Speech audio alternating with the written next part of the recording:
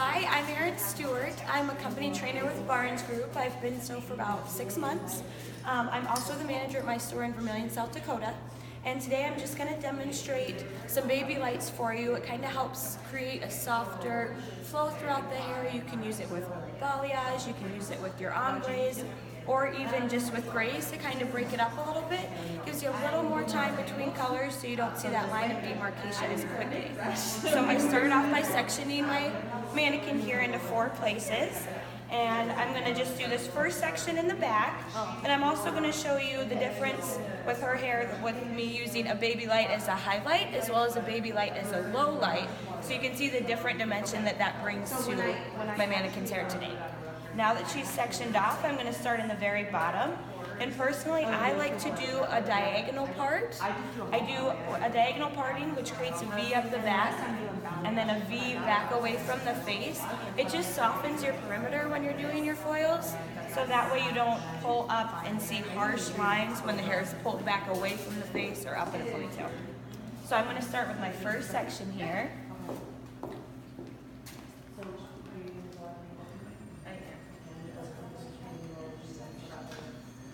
Might need a couple clips here.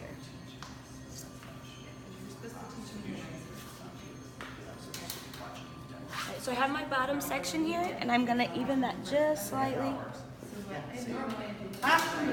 And you can see that it's slightly angled, which will create my V up the back of the head. And with baby lights, we're actually gonna do I had a smaller tip comb, I'll go as small as I can. We're actually doing a very fine weave, so it looks extremely subtle.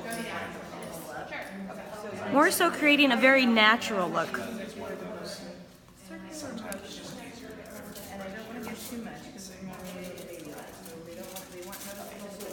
So Erin, I noticed that you're using a plastic rat tail comb. Traditionally, do you use the metal rat tail comb?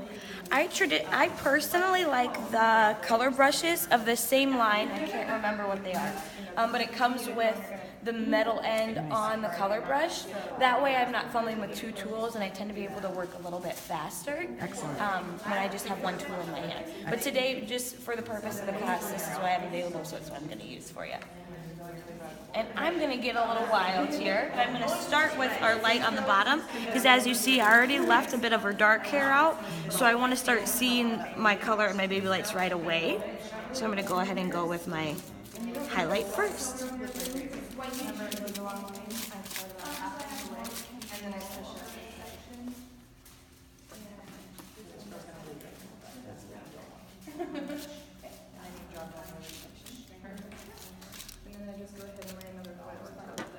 Now I'm a little overzealous with my foils. I always fold, tighten, and do an extra fold in the side.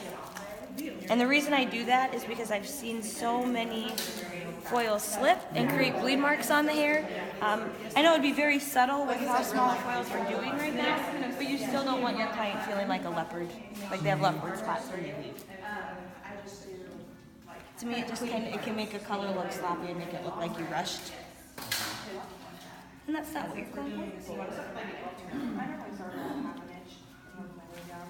So how do you decide how big your next subsections are? I try and keep my subsections all the same size, and since we're doing baby lights, I keep them a lot smaller.